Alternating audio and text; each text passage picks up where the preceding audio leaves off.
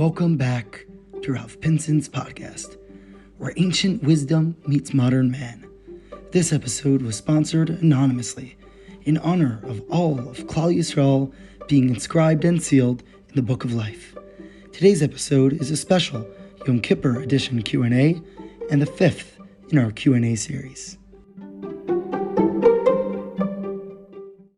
Our next question is, what is so profound about the Seder Ha'Avodah?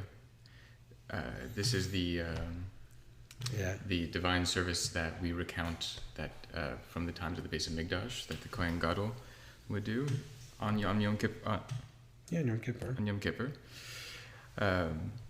Why do we spend so much of the prayer service dedicated to what the high priest did so many years ago? What does it mean for us now? So this is interesting because there's a principle that the Gemara says in Tainus, the Talmud says that sometimes kalkalasam zui takanasam. Sometimes the destruction of one thing is actually the benefit of another in another direction. Something that looks negative is actually a constructive state for another place.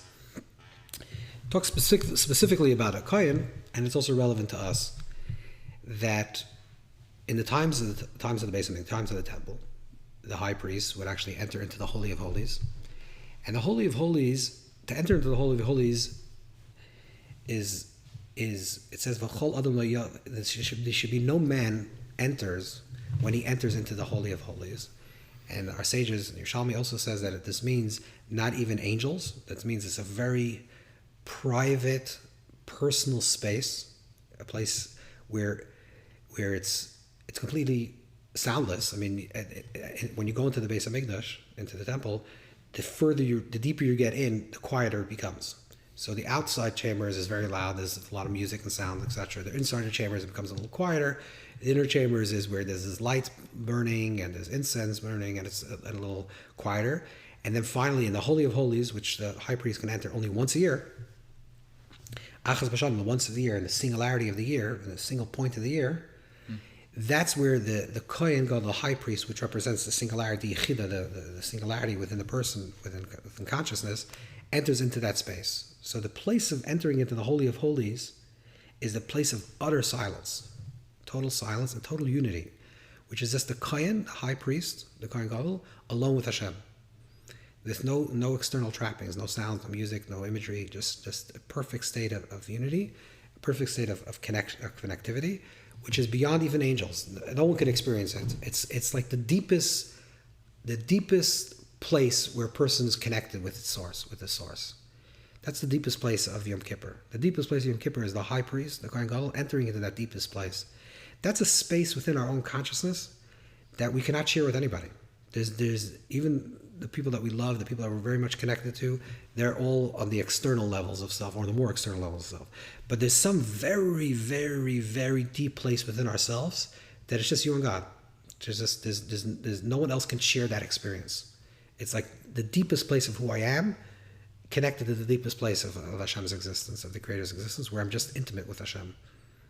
And that's the place that only me and God know. That's like the deepest places in our consciousness, and the quiet, the stillness of that space. In the times of the Beis Hamikdash, times of the temple, the high priest entered as the shliach, as the messenger, of all of Klal Yisrael, all the people of Israel. In other words, he represented that ideal person that lived in that state, and he did all the services that he had to do to enter into that place. And he was our messenger that went in for us. But now that we don't have the Beis Hamikdash, we don't have a physical temple, so everything exists within time, space, and consciousness. So if it doesn't exist within the world of space, the physical Beis Hamikdash, it still exists within the world of time. The Beis Hamikdash exists within the world of time. The Beis Hamikdash of time and the Kodesh HaKadoshim of time, the Holy of Times, is Yom Kippur. And the same thing also in the world of Nefesh, in the world of soul and consciousness. The Kodesh HaKadoshim, the Holy of Holies, and the Kohen Gadol represents us in our deepest space, our Yechidah Nefesh, our deepest level of soul. On Yom Kippur, when we reenact and we speak about the Avodah, we speak about the service of the Kohen Gadol, the high priest entering into the Holy of Holies, what we're really supposed to be thinking about is how are we entering ourselves into that Holy of Holy space? And now this is something that we have only in exile. Like the fact that we don't have a physical Kohen Gadol that becomes our representative and our shliach that enters into the Holy of Holies. Now we have to enter the Holy of Holies. So we do the whole service of the Avodah not just to remember the past of what happened. There was once a Beis HaMikdash, once a temple, and this was the service what happened then, and this is the way he entered, and this is what happened. This is the occurrence of the past. But we're saying that was true in the world of space at that time period. But in the world of time and the world of consciousness, it's still true today. And we have to go through that same process. All this process of entering, furthering ourselves deeper and deeper and deeper to get into the Holy of Holy place is something that we have to try to experience on Yom Kippur. That's what we say on Yom Kippur is the level of Yechida, the highest level of the soul is revealed. The highest level of the soul, that's why there are 5 prayers on Yom Kippur. On Yom Kippur, a special idea that on Yom Kippur is 5, because they represent the 5 levels of the soul. And the highest level of the soul that becomes revealed on Yom Kippur is the level of Yechida. Yechida means our deepest level of self, but it also means our uniqueness. Our utter uniqueness. Our utter uniqueness that's one with the utter uniqueness of the Creator. Yechida liyachda.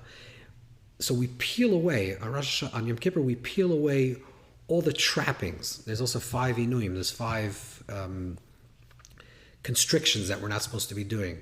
You don't eat, you don't anoint yourself, you don't bathe, things like that. So the 5 things represent the stripping away of all these layers of myself to enter into a very refined, pure state where I'm not my food, I'm not my clothes, I'm not my job, I'm not my relationships with other people, right? These are all representatives of these 5 ideas. Like I can't have a relationship with my spouse, so I'm not relationships.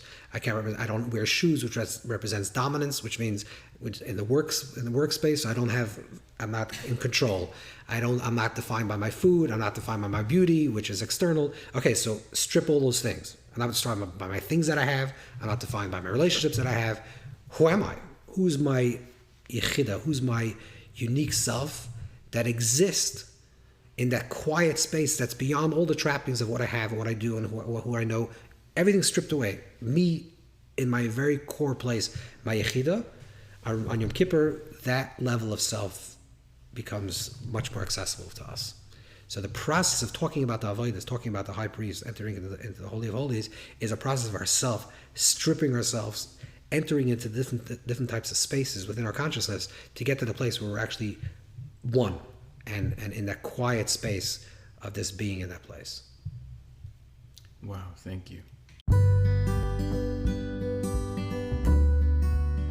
Thank you for listening to Rav Pinson's podcast. To submit questions or to sponsor a future episode, please email ravpinsonpodcast@gmail.com. The link is in the description below.